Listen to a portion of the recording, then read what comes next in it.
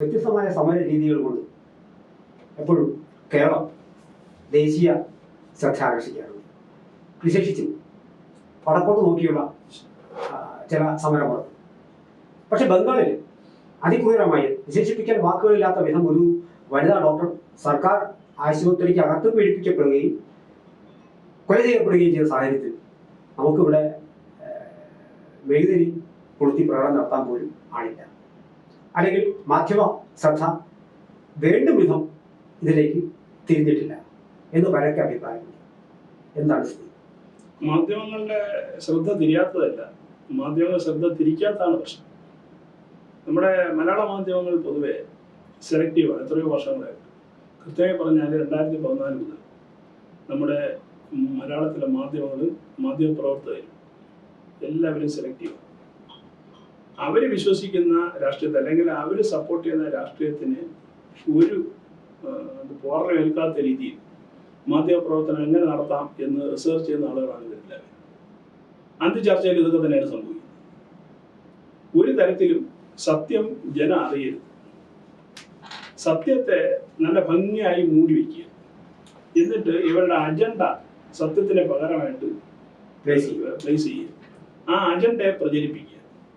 അങ്ങനെ ഒരു വ്യാജ നിർമ്മിതി ഈ കൂട്ടരുണ്ടാക്കിയിട്ട് ജനം അറിയേണ്ട യഥാർത്ഥ സത്യങ്ങളെ ഭരണത്ത് വയ്ക്കുന്ന ഒരു സമയമാണ് കഴിഞ്ഞ കുറേ നാളുകളായി നമ്മൾ കണ്ടുവരുന്നത്.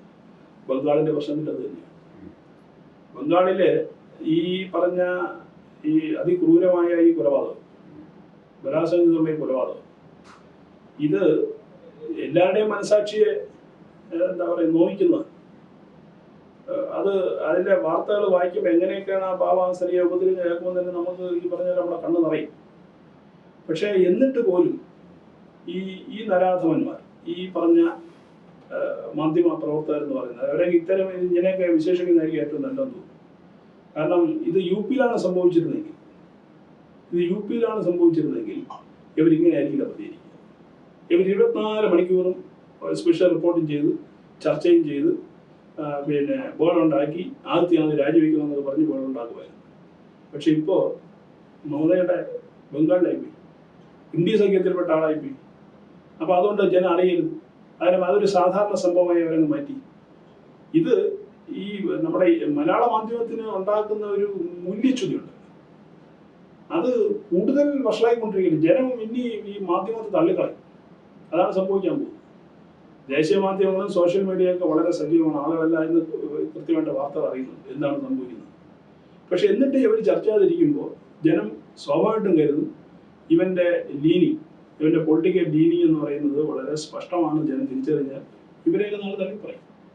അതാണ് മലയാള മാധ്യമങ്ങൾക്കും മാധ്യമങ്ങളും സംഭവിക്കാൻ പോകുന്നത്. ഇത്രയേറെ സാമൂഹ്യ മാധ്യമങ്ങളുടെ പ്രസക്തി വർദ്ധിച്ചു വരുന്ന കാലമായിരുന്നിട്ട് കൂടി പക്ഷെ ജനങ്ങൾ വീണ്ടും ഡിപ്പെൻഡ് ചെയ്യുന്ന ഒരു പരിധി വരെ ഇത്തരത്തിലുള്ള ചാനലുകളെയും മറ്റുമാണ്. അവരുടെ കണ്ണടക്കുന്നതൊക്കെ ജനം കണ്ടുകൊണ്ടിരിക്കുകയല്ലേ. തീർച്ചയായിട്ടും. അല്ല, ജനം ഡിപ്പെൻഡ് ചെയ്യുന്നു പറയുന്നതിനോട് എനിക്ക് യോജിപ്പൊന്നുമില്ല.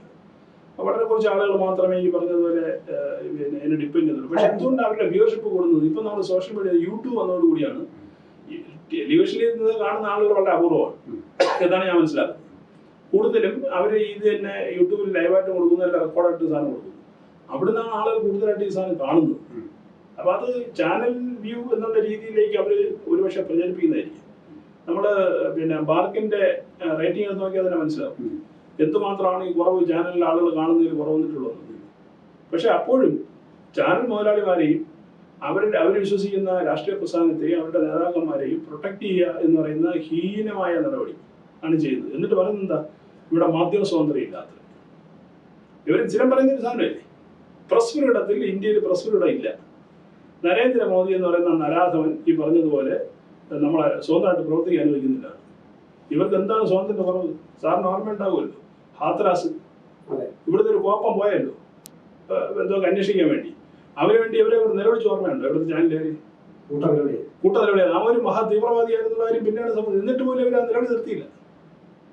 എന്നിട്ട് ഇങ്ങനെയുള്ള സാഹചര്യത്തിലാണ് ഈ പറഞ്ഞ പാവം യുവതിയായ ഡോക്ടറുടെ മരണത്തിൽ ഇവര് എന്താണ് പറയുന്നത്, മൗനം പാലിക്കുന്നത്.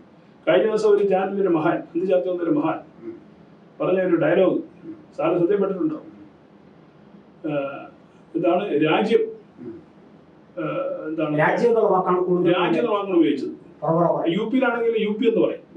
പക്ഷേ ഇത് ബംഗാൾ ആയതുകൊണ്ട് രാജ്യം എന്ന് വെച്ചാൽ ഒരു കുത്ത് മോദിക്കിരിക്കട്ടെ എന്നുള്ളതാണ്. അപ്പൊ ആ സംസ്ഥാനം പറഞ്ഞാൽ പോയില്ലേ, കാണിക്കുന്നത് പോലും രാജ്യം രാജ്യം ആ രാജ്യം എന്ന് കാണിക്കുന്നത്.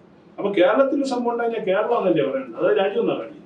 പക്ഷേ ഇതിനകത്ത് രസകരമായ വസ്തുത എന്ന് പറയുന്നത് ഇന്ത്യക്കകത്ത് തന്നെ ചില രാജ്യങ്ങൾ രൂപപ്പെട്ട് വരികയാണെന്ന് സംശയം വരുന്നത്.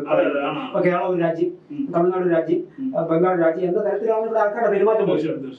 അപ്പൊ അവർക്ക് അങ്ങനെയൊക്കെ എഴുതി കാണിക്കാൻ കഴിയും. ഇവരുടെ ഈ സ്വഭാവത്തിൽ കൂടി ഉണ്ടാവുന്ന ഒരു വിഭജനവും കൂടി സൃഷ്ടിക്കുന്നുണ്ട്. അത് നമ്മൾ കാണാതെ പോലെ ഈ മാധ്യമങ്ങൾ, മലയാള മാധ്യമങ്ങൾ ചെയ്യുന്ന വലിയൊരു ദ്രോഹം സമൂഹത്തിൽ ചെയ്യുന്നത് പറഞ്ഞാൽ അവർ ഡിവിഷനും കൂടി ഇതിന് ശ്രമിക്കുന്നുണ്ടെന്നുള്ളതാണ്. ജനങ്ങളെ തമ്മിലും പിന്നെ അതുപോലെ തന്നെ രാഷ്ട്രീയ പ്രസ്ഥാനങ്ങളെ തമ്മിലും. ഈ മാധ്യമ ഇടപെടലുകൾ ഇത്തരത്തിൽ അത് ബോധപൂർവമാണ്. ഒരുപക്ഷെ മാനേജ്മെന്റ് എന്ന് പറയുന്നത് ഒരുപക്ഷെ അങ്ങനെ പറഞ്ഞ് ആൾക്കാരോട് നിങ്ങൾ ഇത് കവർ ചെയ്യണമെന്ന് പറയാൻ സാധ്യത. മാനേജ്മെന്റിന്റെ താല്പര്യം പണം മാത്രമായിരിക്കും എപ്പോഴും. പിന്നെ ഈ കൂട്ടായ്മ എങ്ങനെ രൂപപ്പെട്ടു വരും? അറിയാമല്ലോ, നമ്മളൊരു 10-30 വർഷം മുമ്പുള്ള ജേർണലിസമാണ് നോക്കുന്നതെങ്കിൽ അവിടെ മാനേജ്മെന്റിന് കൃത്യമായ ഒരു ജേർണലിസ്റ്റിക് എത്തിക്സ് ഉണ്ടായിരുന്നു.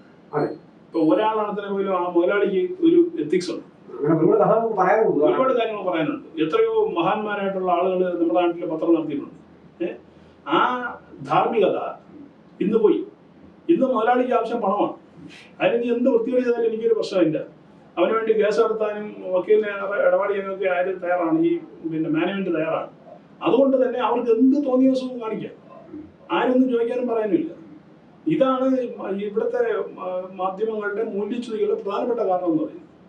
മുതലാളിയുടെ ധാർമ്മികതയല്ല, എനിക്ക് ധാർമ്മികത നീ പണമാണ് വരുന്നത്. അപ്പൊ അവ അങ്ങനെ ചെയ്തോട്ടെ. അതുകൊണ്ടാണ് ഇവരിന്ന് ഇതിനകത്തിരുന്ന് മതിക്കുന്നത്. അല്ലെ, ചെറിയ തോതിൽ അവർ ചർച്ച ചെയ്യാൻ എന്തുണ്ടാ, നിവൃത്തിയില്ലാത്തതുകൊണ്ടാണ്. രാജ്യം ഇന്നിപ്പോ സംസ്ഥാനത്തെ ഡോക്ടർമാരൊക്കെ പണിമുടക്കിലാണ്.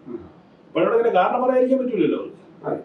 അപ്പൊ കാരണം പറയണ്ടേ? എപ്പോഴെവിടെയാ ഇങ്ങനെ രാജ്യത്ത്, ബംഗാൾ എന്നൊരു രാജ്യത്ത് ഇന്ത്യയിൽ ഇങ്ങനൊരു സംഭവം നടന്നു, അതുകൊണ്ട് ഇവിടെ പിന്നെ പ്രതിഷേധിക്കുമെന്ന് പറയേണ്ടി വരും. അപ്പൊ ചില സ്ഥലത്തൊക്കെ ഇവർക്ക് ഈ കൃത്രിമം കാണിക്കാൻ പറ്റുന്ന സ്ഥലങ്ങളിലൊക്കെ അവർ കൃത്രിമം കാണിക്കുന്നു. എവിടെയെല്ലാം ഈ പറഞ്ഞതുപോലെ ആളുകളെ മിസ്ലീഡ് ചെയ്യാൻ പറ്റുമോ അതെല്ലാം മിസ്ലീഡ് ചെയ്യാൻ ശ്രമിക്കുന്നു.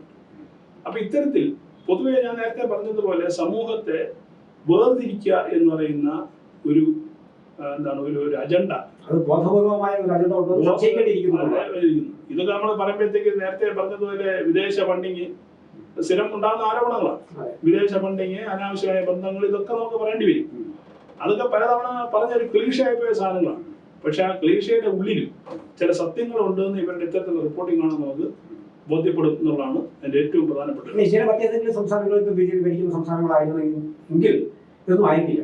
തീർച്ചയായിട്ടും പിന്നല്ലാതെ. അതാണ് ഞാൻ പറഞ്ഞത്, യോഗിയാണെന്നുണ്ടെങ്കിൽ യോഗി രാജിവെക്കണം ഉത്തർപ്രദേശിലാണെങ്കിൽ. ഇവിടെ ആണെങ്കിൽ അത് വേണ്ട. ഇവിടെ ആണെങ്കിൽ രാജ്യം നോക്കിയോളൂ. മമതയുടെ പേര് പോലും പറയാൻ അവർക്ക് പേടിയാണോ ഇനി അവരെ സംരക്ഷിക്കാനുള്ള ശ്രമമാണോ എന്നറിയില്ല.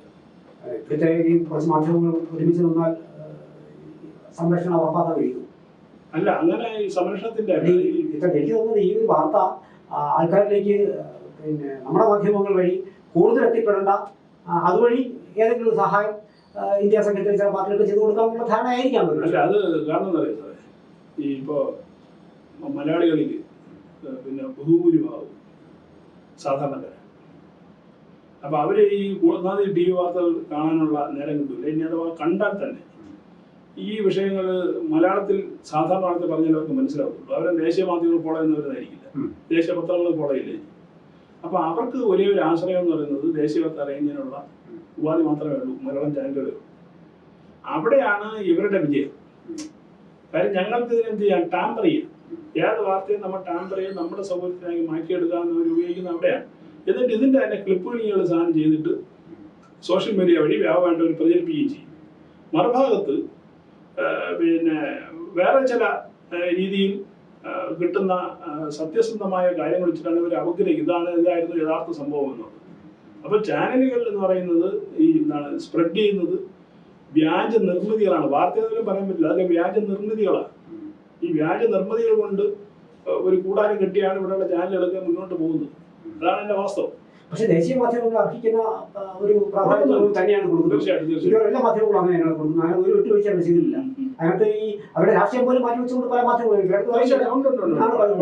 നമ്മുടെ മാധ്യമങ്ങൾ മാത്രമാണ് ഇത് ഒന്ന് പിന്നോക്കം പോയിരിക്കുന്നത്. അല്ല അവിടെ പോലെ ഇതിനകത്ത് ഒരു മാനുഷികമായ ഒരു കാര്യമല്ലേ.